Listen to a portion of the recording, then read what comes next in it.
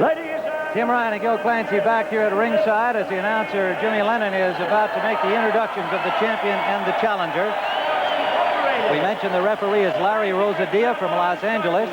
The judges are Ismael Fernandez from Puerto Rico and Fernando Viso from Venezuela. Ringside position. Ladies and gentlemen, the supervisor of the bouts from Caracas, Venezuela, Fernando Mandri Galindez of the WBA. This featured event, 15 rounds of boxing for the WBA junior welterweight title. Remember, 2 judges and the referee will score the bout. The officials chosen by the WBA for the title bout, from Caracas, Venezuela, we have Fernando Viso. From Santurce and Puerto Rico, Ismael Fernandez. The referee from Los Angeles, Larry Rosadilla. Ladies and gentlemen, introducing the #1 contender vying for title honors this evening, the challenger hailing from Cincinnati, Ohio. Weighing a trim and ready 138.5, black trunks and a white stripe. Undefeated as a pro, 24-0, Aaron the Hawk Pryor.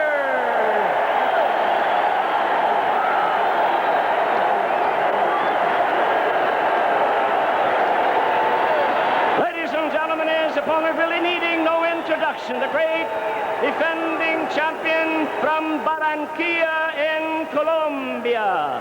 A trim and ready 139.25 with white trunks and a black stripe.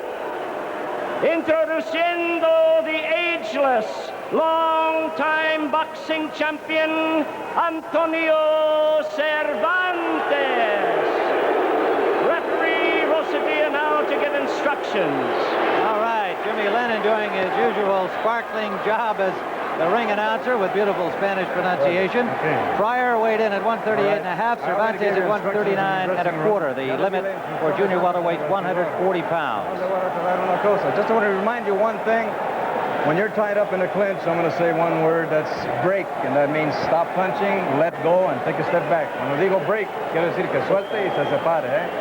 I want a good, clean fight, una limpia pelea. Buena suerte, shake hands. All right, Aaron Pryor, ranked #5 by the WBA, #4 by the WBC, moving up from the lightweight rank. That's where he held those ratings and still does. He is moving up 5 pounds in weight to go after this title. He felt that he was not going to get an opportunity against either Hilmer Kenty or Jim Watt, the lightweight champions in the WBA and WBC, and so decided to take his title opportunity at this weight, 5 pounds higher than his normal weight.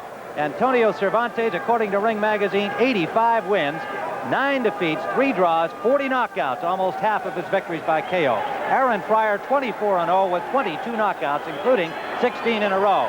And we are underway with round 1, and Pryor comes right at him like everybody expected, including the champion.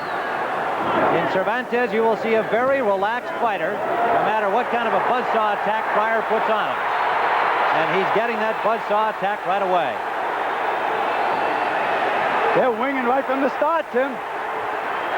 Pryor style. He's got a lot of guys out of there in 1 round. Well, in that exchange, he did not land a real good, clean punch. But he keeps throwing them. There's a good left hook from the champion, Cervantes.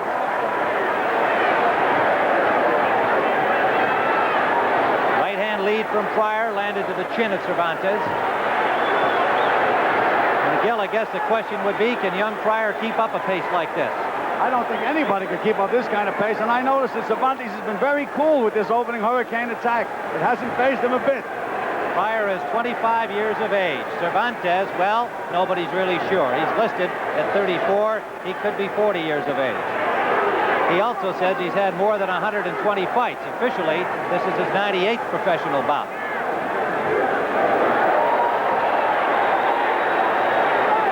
Aaron Pryor in black, the champion in white. They're both throwing bombs, Tim. Both looking for an early KO. Kid Pambale. Why is he called that? Well, an uncle. had a fighter he liked in Nicaragua that he had followed, whose name was Kid Pambolay, less distinguished in his career than Cervantes, but that's how he got the nickname. It does not mean anything. It is indeed just a nickname. Tim, we noticed in the preliminaries that the canvas was very, very slippery, and Pryor has the kind of shoes that it should help him. He has the rubber soles, where Cervantes may be slipping with those leather soles. Let's see as the fight progresses. All right, Gil Clancy with Tim Ryan ringside, live on the Sports Spectacular. We'll be going to Talladega, Alabama today, back to Detroit, where Dick Stockton and Angelo Dundee are preparing to view tonight's Hearns-Cuevas welterweight championship fight. Less than a minute to go in round number 1. Okay, Frank, step back. A busy Aaron Pryor doing what everyone expected thus far. The champion showing that he is hard to hit. He's taken a couple of licks, however.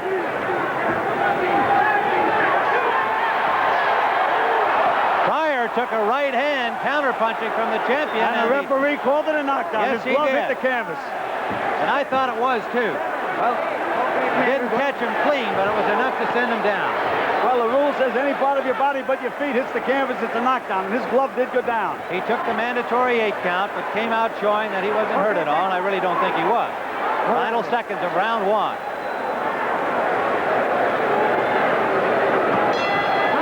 In Aaron Pryor's corner, the venerable Freddie Brown, working as the cut man today, wearing his familiar green sweater, the man who had a lot to do with Roberto Duran's success.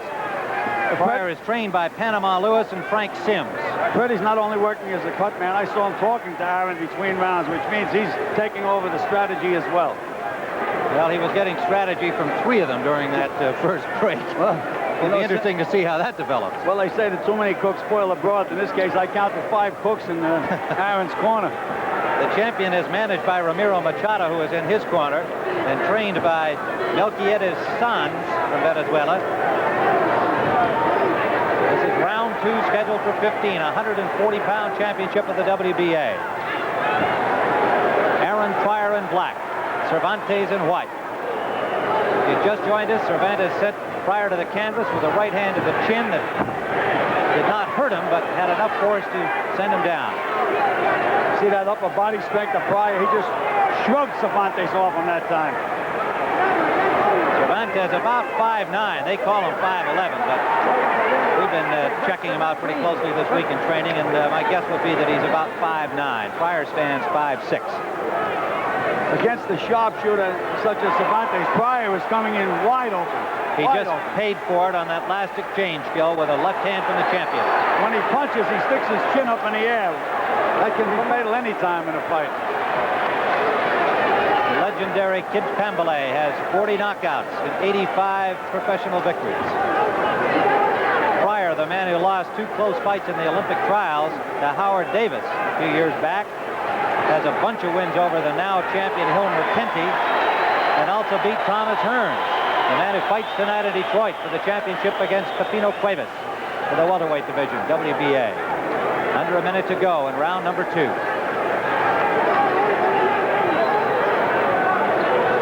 Both of these guys are bombers, Tim. I'm waiting for something big to happen at any time. You might see it there as the champion appeared to be staggered by the combination, but has recovered well.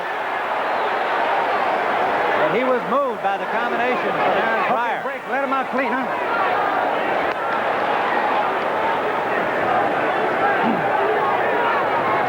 Tremendous pace in the early going. Under 30 seconds remaining, round 2.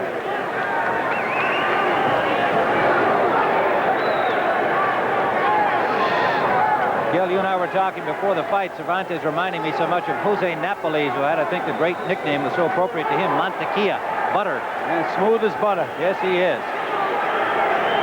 Final seconds of round number 2.